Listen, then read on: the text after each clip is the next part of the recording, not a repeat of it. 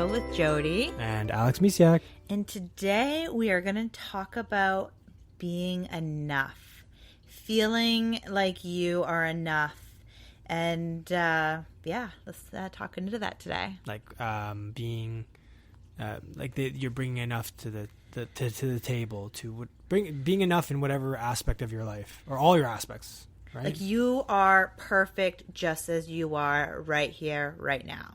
Okay. That's enough. That's enough. Like a lot of people don't feel like they're living up to who they want to be or need to be, or, you know, feeling like a good parent or a good husband or wife, like a son or daughter. Exactly. Yeah. Like, so it's feeling enough. Like you are perfect just as you are. Okay. So that's what we're going to talk about today. All right. Yeah. You're perfect just the way you are. No, thanks. So. No. Yes, that's true. But it's very easy to think about. And again, it comes back down to comparing and contrasting. It's like, yes, I'm this, but I can always do more. This is something that I heard as a kid a lot. And I know my parents didn't mean it in any kind of negative way, but it definitely can shape a child's outlook on life. And like, it felt to me as a child that no matter what I did, there was always somebody who could do it better. Right? Yeah. So, and I don't know how many times my parents told me that. Like something along the lines of, hey, that's really great, or something like that. Like there'd always be that, and then but there's always I don't think there was a but. I don't think there was many buts, but it was, you know, there's always like there's always going to be somebody better, and that kind of thing can really skew your outlook on life and how to and what things look like. But to then the counter to that is you are enough. Mm-hmm. Right?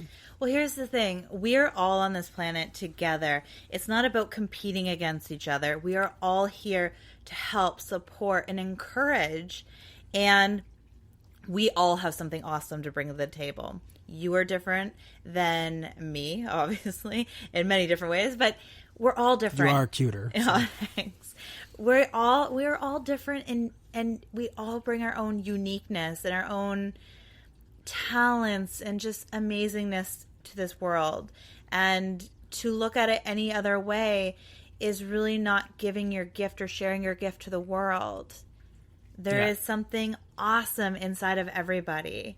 And I've compared myself for years, and I still find myself falling into that to some of the time. Especially in parenting, it can work. It's like, oh, they're parent like that. But it's really getting, again, really clear on who you are and be like, okay, well, this is how I want to parent, and this is why. So, again, we all have talents that are here.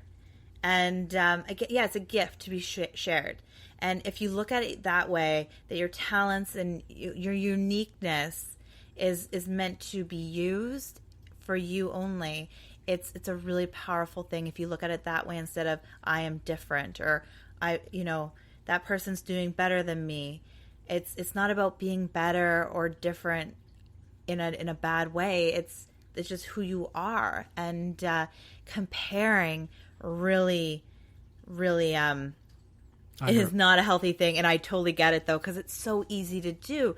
You look around at other people's lives and you're like, wow, like they're doing awesome, or just different things. And it can be really hard if you don't feel like you're successing or that where you want to be. And then it kind of makes you sad, and that's where you can fall into like depression and things like that, or feel like you're a failure, because that's the end. Like, I don't want to be like, you're not a failure. That's not what I wanted to title this or talk about. But you are enough. What's the opposite? I am a failure. And that's where a lot of people are feeling, is that they are failing in different areas, like as a parent, as, maybe in their job, or they're not following their dreams, or maybe they're just not where they want to be yet. And I even think of my own business where, it's going to be going on 3 years in January. And I'm like, wow, I'm not where I want to be.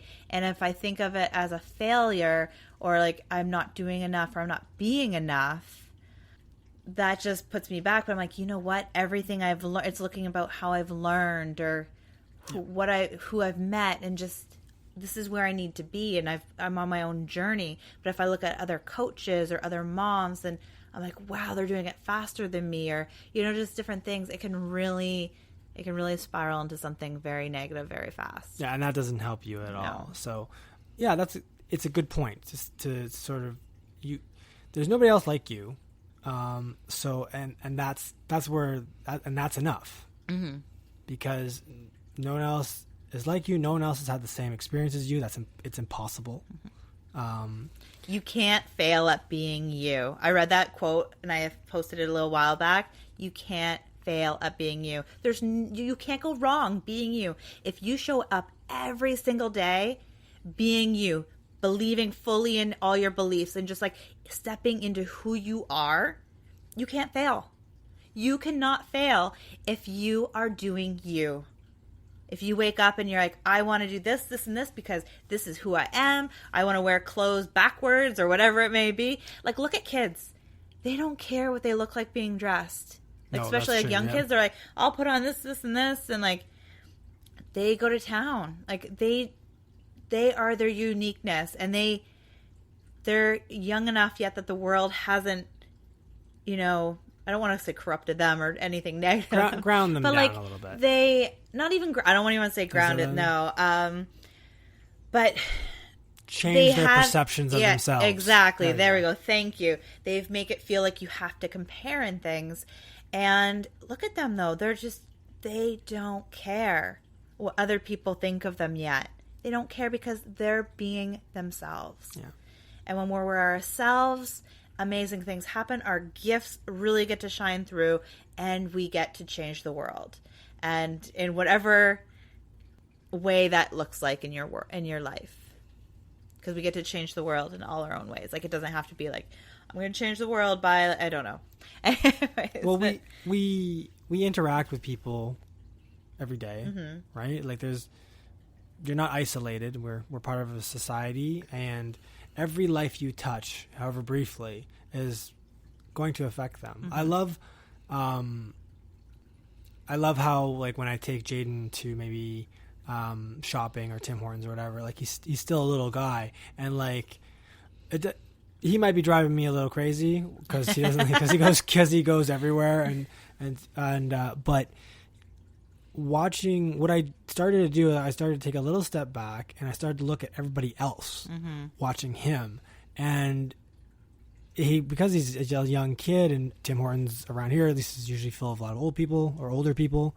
It lights up everybody. Everybody lights up and just loves watching him run around. And he loves running around. That's his thing. He likes moving, and he's owning that. And and that's enough for him. That's enough for him to be just out and about and running around. But do you notice that when they love watching him, he loves it too? Yes, it's like, reciprocal. So yeah. Like, it's pretty cool. He gets he's always happy like, and like smiley and waving and generally being an adorable little boy. So yeah, for sure. It comes back to not worrying at all or considering what you might be or what you want to be. It's just understanding that what you are is enough. Yes. And it's enough in the sense that it's enough that you're here and that you're present and that what you have to give, that's enough mm-hmm. for everyone. Where you are right now is okay. Yeah. Wherever you are. And that doesn't mean that things won't change and that you can change them and you can work towards them. But it's being okay with where you are right now and knowing that you are enough. Yeah. Right now, right here. And you are awesome. Yeah, because you can't. It gives you a baseline to build from. Like, you can you can want to improve aspects of your life. Like, there's nothing wrong with that, but to try and do so from a place where you're like, I'm not good enough, or I need to change because I'm deficient or because I'm a failure. Mm-hmm. That's a lot harder to do, because you have to get past all of this negativity and everything else. If you start with I'm enough, I'm here, I'm willing to change, and that's enough, then you're starting from a place of positivity, and you can move forward. You don't have to work through a bunch of negative stuff. So how do you get over all that? Because you know what? All our it's almost like those angels on your head, that you got the devil and the angel. You remember those cartoons or for sure. TV shows or whatever. You have like your one voice is like, yeah, I can do this. Yeah. And then you have like this heavier voice or like louder voice that says, no, you can't. You're not enough. And it's really knocking that person off your shoulder. And one of the things is just even focusing on what you're already good at. What do you love about you? What do other people love about you? And what your kids love about you. Because if you have younger kids, like teenagers might have a harder time expressing what they love about you because they're going through their own things right now. But the younger kids, they can share, like, just Anastasia and I'm more, I love you, mommy. Like, the head grab and kiss is a new thing for me, and definitely, that's definitely very, like, if I'm happy to be feeling down or whatever, even if I'm not, even I'm just like, just having an okay day, she'll be like, I love you, out of the blue. She'll be like, I love you, daddy, or at bedtime, and grab the head and kiss. She can feel when you're not in a good mood. She can actually, even when I'm not, though, even if I'm just like, this is fine, I'm okay, okay. And then it's like, I love you, honey, and then just grab my head and just like, I love you, mom. But anyways, it's focusing on the things, and then it's realizing, well, where did these thoughts come from in the beginning? Like, what is that voice on your shoulder that's telling you all these negative things? Where are they coming from? Whose voice is it really? Was it something you were told as a kid? Is it something you saw in society? Like, now with Facebook and all these other social media outlets, we see so much. And it's like, what is it real and what's not? And another big one is meditation, quieting your mind. That's a big one for me to have incorporated, is slowing down and really just getting in tune with my inner guidance system again, and just really being in awe of myself, and it's really just reconnecting. Regardless of whether you're a parent or not, you've gotten to this point, right? And if you look back at all the things you went through to get to this point, you should be in awe of yourself. Yes, right? Exactly. Yeah, that's actually, I love that. Look back at what you have accomplished. I did this actually at a mastermind where we had to write down all the moments I had to map out. I'm not going to go into all the details of this this thing, but we literally had to do a timeline of our life and what all the moments that defined my life. And I realized how powerful I was at manifesting everything I wanted in my life. So it's just looking in your life, like, it's really powerful when you look like, I am amazing. Like, when you look at your life and see what you have accomplished, even just being a parent. And I shouldn't just say, the word just should not have been in my sentence. But being a parent, that is a big, big thing on its own. Yes, absolutely. So give yourself a pat on the back. Give yourself a huge bear hug. You deserve it. And it's just, again, look at your life of what you have accomplished. Don't think about all the things you haven't accomplished that you wanted to, but look at all the things that have happened that you made happen. Yeah, exactly. And how, after all of that, how can you not be enough? Yes, yeah. So that's really amazing and good to think about. There will always be something more you can do, something more that you can learn, something more that you can grow into, something more that you can really turn into a skill. There's always going to be more. Yeah. Always. It's just really being cool with where you are right now. And I think that's a better message than there's always going to be somebody better, and turn that around and just say, there's always something more I can learn. And be excited about that. Comparing is comparing is the worst thing ever. We beat that drum quite a bit. We do it all the time though. And anyways. No, I meant we and in the podcast we do talk a lot about how it's the way you do it, the how we compare and contrast everything in our lives to everybody else. It doesn't help. No, it's just really a big thing though that a lot happens. Absolutely. And it's one of those things that we really just need to stop doing. Yeah, or at the very least, I would say stop beating ourselves up about it. Like being or wanting by you can compare and contrast and then be like, okay, and then be okay with that. That's enough for them, and that's enough. If we for focus me, right? more on supporting one another instead of comparing, like for instance, I have now started, instead of looking at other coaches and be like, oh, they're getting more clients than me, they're doing more, they're more successful. Instead, I look at them and be like, they're awesome. I'm going to help promote them, and then all of a sudden things shift. Like instead of, oh, they're better than me, I support them and all they do because I love what they're doing.